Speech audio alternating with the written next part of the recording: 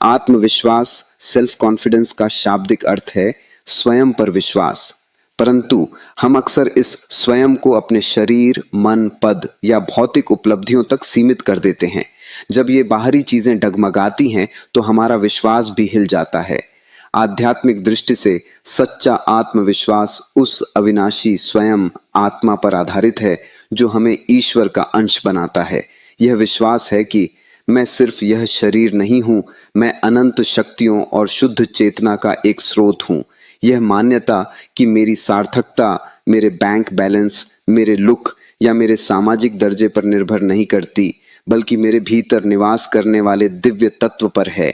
यह आत्मविश्वास अस्थिर अहंकार, ईगो नहीं, बल्कि शांत और स्थिर आत्मज्ञान, सेल्फ नॉलेज है। संसार में व्यक्ति अपने योग्यता, अनुभव और तैयारी के आधार पर आत्मविश्वास अर्जित करता है, लेकिन आध्यात्मिक आत्मविश्वास इन सब से परे है। यह हमारे अस्तित्व की मौलिक सच्चाई पर टिका है। मैं अपूर्ण नहीं, मैं पूर्ण हूं, अहम ब्रह्मास्मि।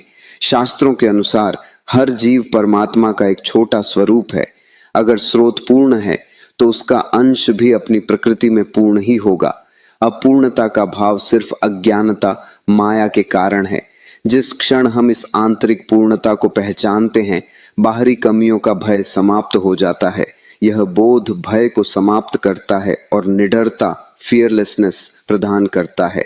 कर्म का अधिकार, फल का नहीं, निष्काम कर्म। आत्मविश्वास की कमी का सबसे बड़ा कारण है असफलता का डर। हम परिणाम को अपने नियंत्रण में मानते हैं और जब परिणाम हमारी अपेक्षाओं के अनुरूप नहीं आता तो हम अपनी क्षमता पर संदेह करने लगते हैं। कर्म योग हमें सिखाता है कि हम केवल कर्म करने के लिए अधिकृत हैं, फल के लिए नहीं। जब कोई व्यक्ति इस सत्य को स्वीकार कर लेता है कि उसका सर्वश्रेष्ठ प्रयास ही उसका आत्म है और परिणाम प्रकृति के नियम या ईश्वर की इच्छा पर निर्भर है, तब उसका आत्मविश्वास कभी नहीं टूटता। वह हर काम को